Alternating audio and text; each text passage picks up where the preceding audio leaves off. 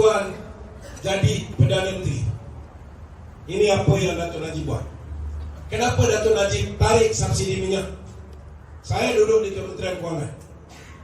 Sebelum kita nak tarik subsidi minyak, tuan-tuan, kita kaji dulu. Minyak ni kita bagi subsidi. Subsidi ni apa?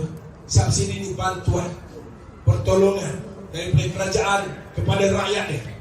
Jadi siapa yang paling layak, paling patut dapat?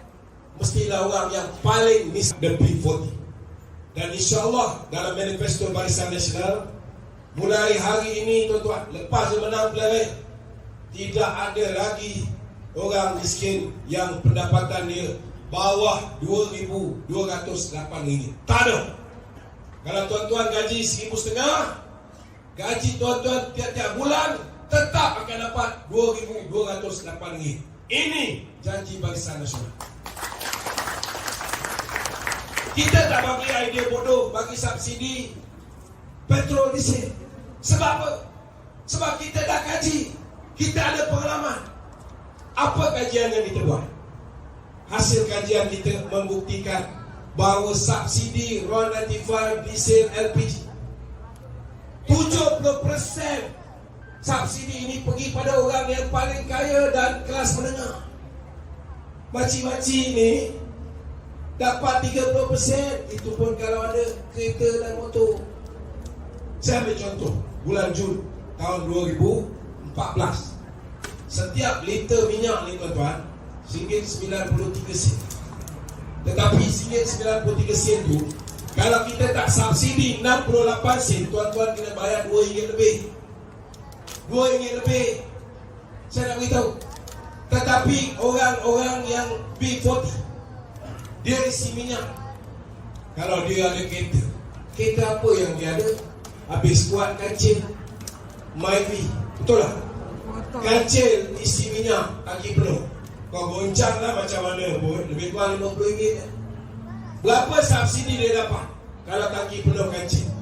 RM17.4 banyak. Tapi kalau orang kelas menengah yang naik Perdana bisi, naik Toyota Camry 2.0, dia punya tangki bulan Jun, bulan yang sama boleh isi RM150, 3 kali ganda. Maka subsidi yang dia dapat tuan-tuan RM54. The B40 dapat RM17.4. Orang yang sederhana kaya dapat RM54. Adil ke tidak ni? Adil ke tidak? Tuan-tuan, saya suara tak berapa adil ni, respon lah sikit.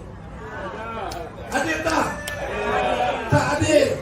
Apa mana datang adilnya? Bila the top 20 datang pakai S-Class, pakai R-Class, pakai Range Rover, pakai Lexus, lagi besar kereta dia, lagi kuat bertegangan minyak, lagi banyak duit tuan-tuan pembayar cukai ni, kita bagi subsidi pada orang kaya. Cerdik ke buat benda ni tuan-tuan? Yang tak ada kereta B40 ni ramai. Ramai yang pergi kerja naik motor. Hujung minggu dia bawa kereta kancil dia. Betul tak betul? Jimat tak bayar-bayar, parking. Betul tak? Kita kena faham denyut dari rakyat di bawah ni. Bila dia bawa motor setiap hari, dia isi minyak, motor mana boleh isi RM50? Ada? Ada tak motor boleh isi RM50? Ada. Kalau pakai GS Adventure 1200cc boleh? GS Adventure yang baru tu boleh?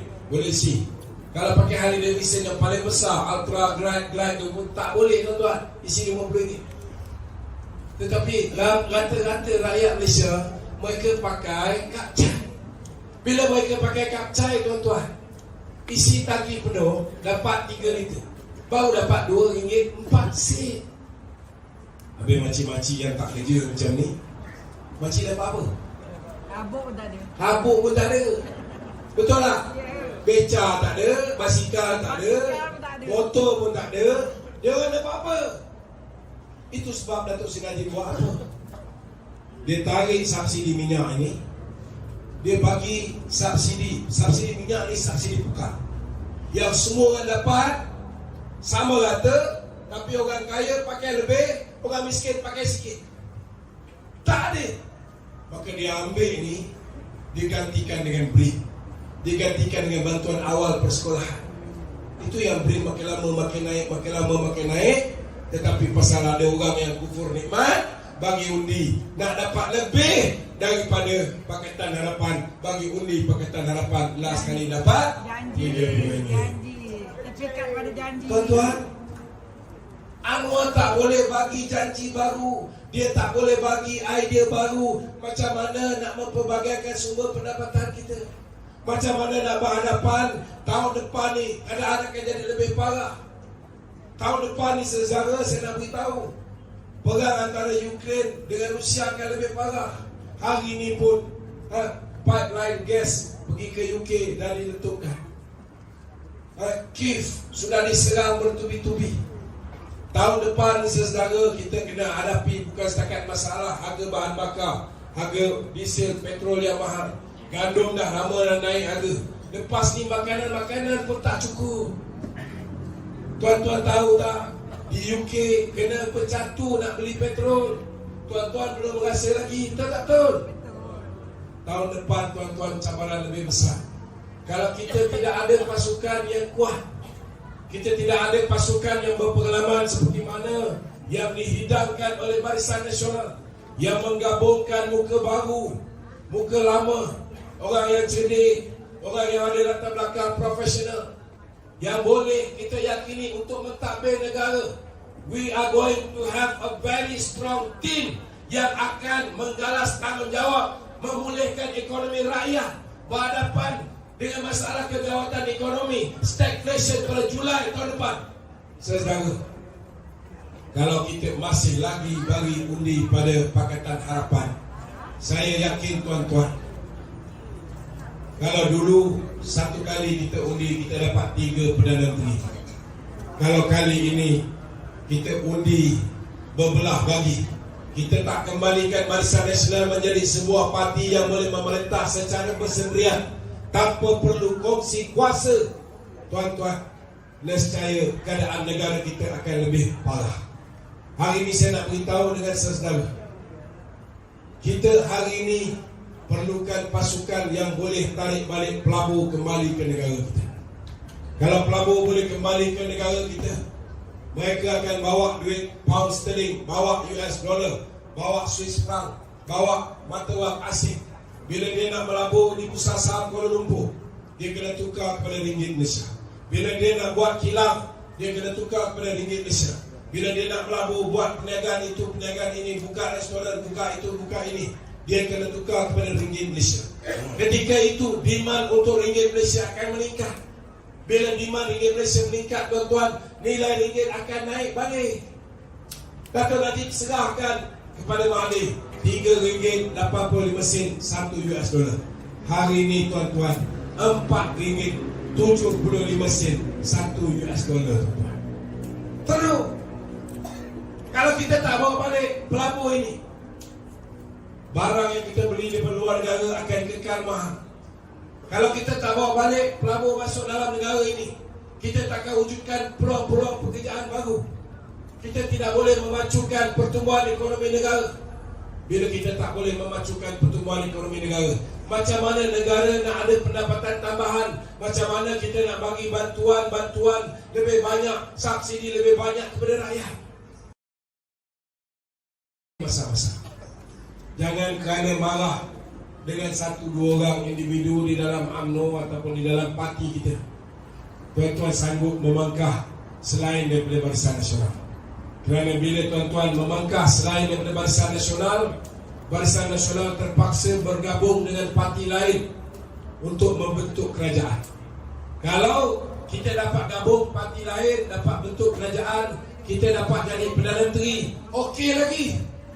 Tetapi kalau ramai sangat nak cuba try test macam tahun 2018, silap-silap tuan-tuan, Anwar Ibrahim akan jadi Perdana Menteri. Bila Anwar Ibrahim jadi Perdana Menteri, macam mana mereka mengikut telunjuk DAP pada tahun 2018 sampai 22 bulan mereka memerintah, perkara ini akan berulang kembali tuan-tuan. Akhirnya yang rugi bukan kita saudara. Yang rugi rakyat, yang rugi tuan-tuan negara. Kerana hari ini kita nak pastikan kita ada pasukan yang kuat, bukan hanya untuk diri kita dijaga. Kita nak pastikan anak kita, cucu kita, generasi mendatang akan mewarisi sebuah kerajaan yang kukuh, sebuah kerajaan yang ekonomi dia mantap, sebuah kerajaan seperti mana sebelum tahun 2018 insya-Allah. Jadi saya rayu kepada tuan-tuan. Saya yakin tuan-tuan dah dengar banyak penceramah. Tuan-tuan sudah bersedia untuk memastikan bahawa YB Kohilen Pilih, Datuk Kohilen Pilih akan kita tabarkan sebagai ahli parlimen Batu yang baru. Boleh? Pesan kepada isteri kita kalau dia tak dapat. Pesan kepada anak-anak kita, jiran tetangga kita, sahabat saudara mara kita. Jangan sampai ada seorang pun ahli keluarga mereka yang berada di bawah kemah pada malam ini yang memberikan undi selain daripada Barisan Nasional. Kalau ini kita boleh buat tuan.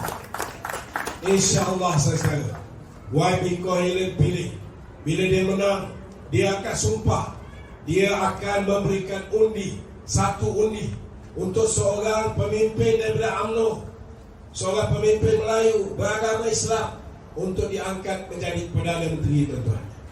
Kalau tuan-tuan terpedaya dengan kononnya ada calon Melayu di sini, tuan-tuan bagi undi kepada calon Melayu ni. Pulak-pulak tu tiba-tiba calon tu cantik.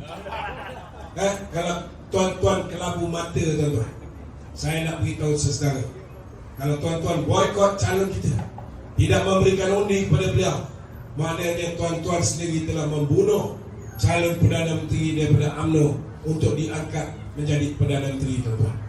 Ini kena ingat.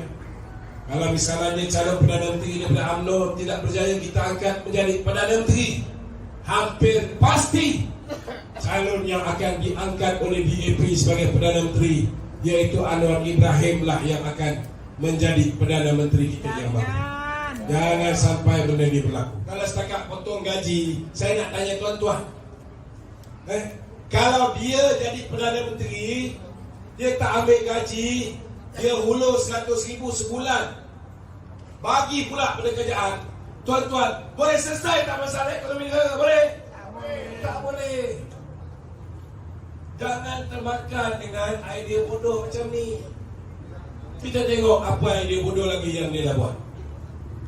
Dulu kita masih ingat lagi, mereka kata kalau salah satu daripada 60 janji, kalau kita memerintah tuan-tuan, kita akan hapuskan tol. Ingat lagi tuan-tuan? Lepas pilihan raya ni, tol pun dia tak hapuskan. Walaupun Mazli Malik kata, siapa yang kena bayar tol ni boleh pergi claim dengan dia. Saya nak tanya dengan tuan-tuan, berapa orang yang dapat claim balik? Ada? Tak ada. Hari ini bakal Perdana Menteri kita ni tak boleh fikir langsung apa idea baru dia nak tawarkan kepada kita. Dia ulang balik. Kalau kita perintah dia nak hapuskan tol, tuan-tuan, takkan kita nak terima orang macam ni lagi. Dulu dia kata nak hapuskan tol, lepas pilihan raya dia kata apa? Manifesto bukan kitab suci. Betul tak betul? Dia kata apa? Masa kita janji dulu, kita tak sangka kita nak menang. Maknanya apa?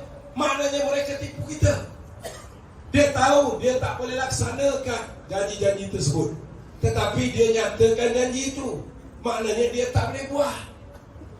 Kemudian bila tanya dengan Wan Saiful Wanjan, apa pula dia kata? Dia kata saya hanya duduk dalam mesyuarat itu sebagai pencantik. Macam tu pula tuan-tuan. Saudara, saya nak beritahu tuan-tuan, Barisan Nasional memerintah lebih 61 tahun dulu. Walaupun kita tak janji nak hapuskan tol, bila kita ada pendapatan tambahan daripada hasil kutipan cukai tuan-tuan, kita telah menghapuskan tol di Sungai Rasau, tol Batu Tiga Shah Alam, tol di Tambak Johor, kita hapuskan tol di Bukit Kayu Hitam, tol Mengala ke Ceras. Banyak tol kita hapuskan. Tapi kita tak pernah janji nak hapuskan tol. Sebab apa kita tak pernah janji nak hapuskan tol? Saya nak tanya orang Batu depan saya ni, Berapa orang kat sini pergi kerja lalu tol? Tolong katakan. Ramai lah. Ramai. Betul lah. Tapi betul. yang lalu tol hari ni saya nak beritahu. Pergi kerja, balik kerja. Betul tak betul? Bila pergi kerja, kakak bayar tol berapa ringgit? Kakak tak kerja. Oh, tak kerja. Tapi pergi balik tu tahu. Okey lah, macam saya lah. Saya ambil contoh. Saya dulu Shah Alam. Saya kerja di Kuala Lumpur. Kita ada tol Batu Tiga sebelum Dato' Najib hapuskan. Pergi kerja, RM1.10. Balik kerja, RM1.10. Berapa modal saya bayar tol setiap hari? RM2.20. Okey? Tapi tuan-tuan, kutipan tol ni paling banyak dapat daripada siapa? Rakyat lah. Dapat daripada rakyat, betul lah. Rakyat paling banyak sekali dalam negara ni ialah B40, betul? B40 yang paling banyak, betul kan? Jadi B40 ni paling banyak. Dia naik kereta ke naik motor? B40 paling banyak naik kereta ke naik motor? Naik motor. Motor lalu tol tak? Lalu tuan-tuan. Cuma tak payah bayar. BN dah bagi free daripada dulu lagi. Betul tak betul? Betul tak?